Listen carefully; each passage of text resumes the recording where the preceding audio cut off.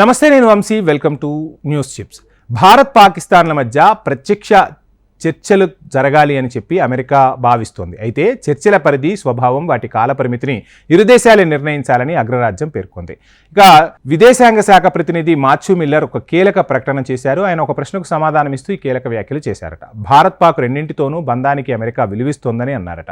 మరో ప్రశ్నకు మిల్లర్ బదులిస్తూ ప్రాంతీయ భద్రతకు ఎదురయ్యే సవాళ్లను పరిష్కరించడంలో అమెరికా, పాక్ మధ్య ఉమ్మడి ప్రయోజనాలు ఉన్నాయని కూడా ఆయన తెలిపారు. ఉగ్రవాద నిరోధక చర్యలు కూడా అందులో భాగమన్నారు.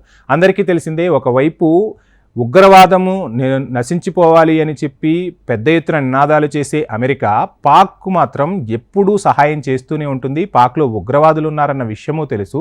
ఎక్కడ భారత్ ఎదుగుతుందో అని చెప్పి భారత్ మీద అక్కసు వెళ్ళగక్కేందుకు ఇండైరెక్ట్గా పాకిస్తాన్కు అమెరికా సాయం చేస్తూనే ఉంటుంది. ఇదంతా మనకు తెలిసిన విషయమే. ఇప్పుడు చర్చలు చేసుకుంటే రెండు దేశాలు బాగుంటుందని అగ్రరాజ్యం చెప్పటాన్ని భారత నాయకులైతే తిరస్కరించారు.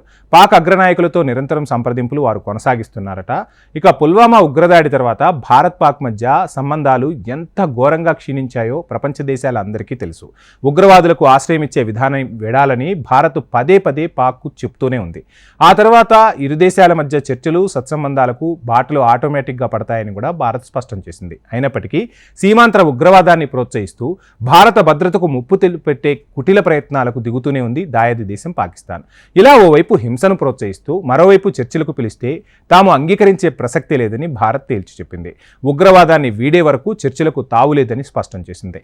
ఒకవైపు ఉగ్రమోకలు అక్కడ అరాచకం సృష్టిస్తున్నాయి. ఆ ఉగ్రమోకలను ఏ విధంగా ఏరివేస్తున్నామో ప్రపంచ దేశాలకు కూడా తెలుసు.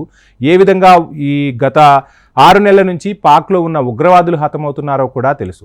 పాకిస్తాన్తో ఏమని చర్చలు జరపాలి అని చెప్పి భారత ప్రభుత్వం వాదిస్తోంది. అసలు వారికి చర్చలు జరిపే నైతిక హక్కు కూడా పాకిస్తాన్కు లేదు. ఎప్పుడైతే ఉగ్రవాదాన్ని సమూలంగా నిర్మూలించేందుకు దాయాది దేశం సహకరిస్తుందో అప్పుడే పాకిస్తాన్తో చర్చలు, అప్పటి వరకు ఎటువంటి చర్చలు జరపబోమని భారత్ అయితే స్పష్టం చేసింది. ఇక మొన్న జరిగిన ఉగ్రవాద దాడి ఏదైతే ఉందో, జమ్మూ కాశ్మీర్లో జరిగిన ఉగ్రదాడి, ఆ తర్వాత పాక్ కుటిల యత్నాలు, మూడోసారి మోడీ పగ్గాలు చేపట్టిన తర్వాత ఎలా భారత్ను నిలువరించాలి, ఎలా ఉగ్రదాడులు చేయాలని పాకిస్తాన్ ఆలోచన చేస్తుంది.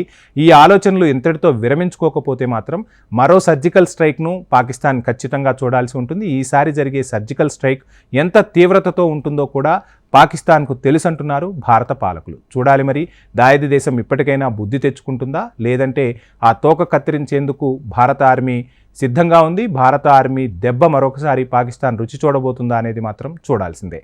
ఇది ఇవాల్టి news chips. Please subscribe HM TV.